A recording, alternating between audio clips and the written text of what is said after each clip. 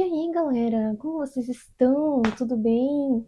Primeiro vídeo aqui desse canal, para quem não me conhece, eu sou a Larissa, e esse canal é sobre o que Deus quiser falar. Eu ainda não tenho nada muito definido, mas hoje a gente vai conversar aqui sobre perfeição versus cristianismo. Durante a minha vida, eu sempre fui uma pessoa muito perfeccionista, uma pessoa que sempre me cobrava demais, eu tinha que fazer tudo com o máximo de excelência e eu caía muito na validação das pessoas. Então, se eu tirava uma nota baixa na prova da escola, aquela nota me definia. Se eu fazia alguma besteira no trabalho, porque todos nós somos seres humanos, estamos sujeitos a cometer erro, pronto, meu mundo caía ali, eu não era boa o suficiente naquilo que eu fazia. Eu sempre fui a filha que nunca deu trabalho. Então, se acontecer alguma coisa, deixava os meus pais chateados ou desobedecia eles de alguma forma, aí então eu já não servia mais. E a mesma coisa acontecia com o meu relacionamento com Deus. Eu condicionava muito o amor de Deus por aquilo que eu fazia ou deixava de fazer. Então, se eu deixei de orar um dia, então pronto, ali acabou, Deus não me ama mais, eu sou a pior pecadora do mundo. Ou então, se eu fazia alguma coisa errada, nossa, eu me martirizava por muito tempo. Existe uma grande diferença entre remorso e arrependimento, porque quando você se arrepende, você muda a sua postura. Agora, remorso, você fica só remoendo aquela culpa, meu Deus, eu sou uma pessoa horrível, por que que eu fiz isso? E você acaba cometendo as mesmas coisas sempre. Mas se você tinha tanta culpa por errar com Deus, então por que que eu continuava cometendo os mesmos erros? E a resposta está porque eu não tinha um relacionamento aprofundado com Deus. Eu achava que a forma como Deus me via era a forma como eu me via. E eu me via como uma pessoa incapaz, como uma pessoa que não fazia nada direito, como uma pessoa que não tinha dons e talentos, que não tinha nada para oferecer. Era assim que eu me via. Por quê? Porque o perfeccionismo, ele tá sempre te levando a uma performance de que você tem que ser o melhor em tudo aquilo que você faz. Então eu tenho que ter o melhor desenvolvimento em absolutamente tudo aquilo que eu me propor a fazer. Quem nunca pegou alguma coisa, algum hobby novo, tipo pintar, cantar, ou seja lá que for, tocar algum instrumento e quis ser bom imediatamente naquilo? Eu era uma pessoa muito imediatista. Eu começava um negócio, eu tinha que ser boa naquilo, de primeira. Só que com Deus, eu nunca consegui ser boa o suficiente, me sentir boa o suficiente para seguir a Deus. Porque o tempo todo eu tava errando, eu tava falhando, eu tava deixando de ter constância no meu devocional, eu tava cometendo algum erro, eu caía no pecado da fofoca, eu caía no pecado da mentira, às vezes.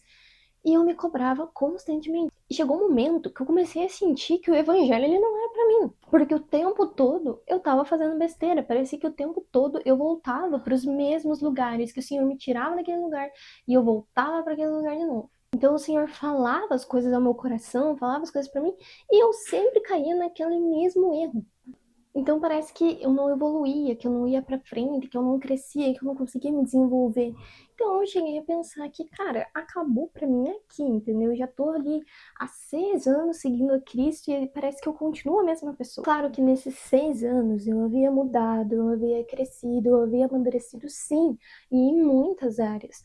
Só que o problema é que eu tava com os meus olhos tanto nos meus defeitos e naquilo que eu não conseguia acertar, que eu comecei a olhar só para aquilo e pensar que o amor de Deus não era para mim. E esse que é o grande problema do perfeccionismo, porque ele te leva a um adoecimento mental, a um adoecimento emocional, porque você se foca demais naquilo que você não está conseguindo fazer e não está conseguindo acertar. E é por isso que Cristo fala: o meu jugo é suave, o meu fardo é leve. Quando a gente tem uma tendência ao perfeccionismo, a gente quer pegar tudo pra nós, a gente quer abraçar tudo, porque ninguém sabe fazer as coisas como a gente faz, só vai sair perfeito se a gente fizer. Mesma coisa é com o Senhor, a gente não quer entregar as coisas para Deus, porque querendo ou não, a gente não confia plenamente que o Senhor é capaz de solucionar e resolver os nossos problemas. E aí a gente começa a fazer as coisas achando que está cumprindo a vontade de Deus, quando na verdade a gente está indo totalmente contra a vontade de Deus para nós. Porque Deus ele não cabe dentro de uma caixinha, ele pensa fora dela. Coisa que eu sempre tenho em mente.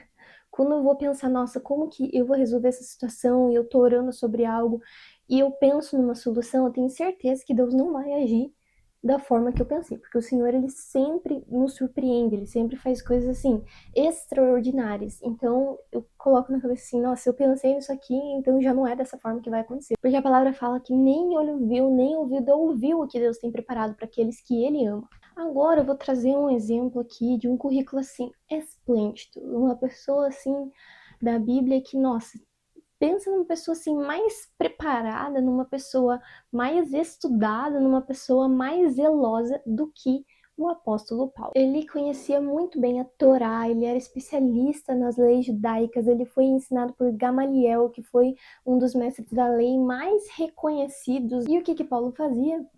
Assassinava os cristãos, achando que ele estava fazendo a vontade de Deus.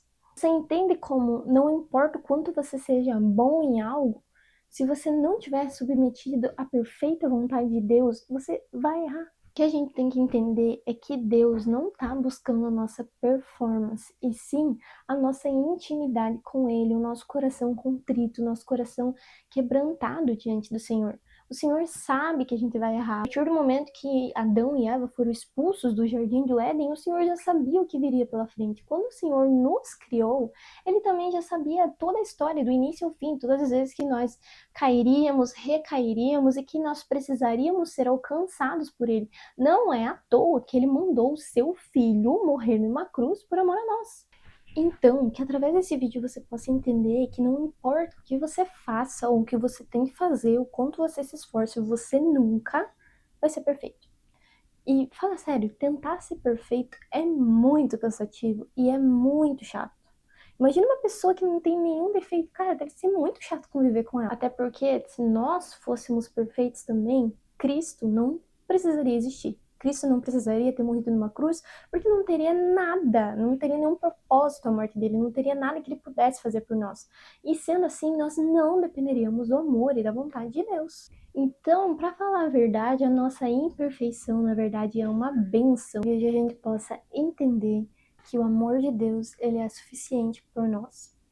Que o amor de Deus é suficiente para nós. A gente não precisa ser perfeito, a gente não precisa ter a melhor performance do mundo. A gente só precisa aprender a ser filhos amados. Querido Deus, querido Pai, eu te peço, Senhor, pelas pessoas que estão assistindo nesse vídeo, Pai, que talvez tenham carregado um fardo muito pesado sobre os ombros delas, Senhor.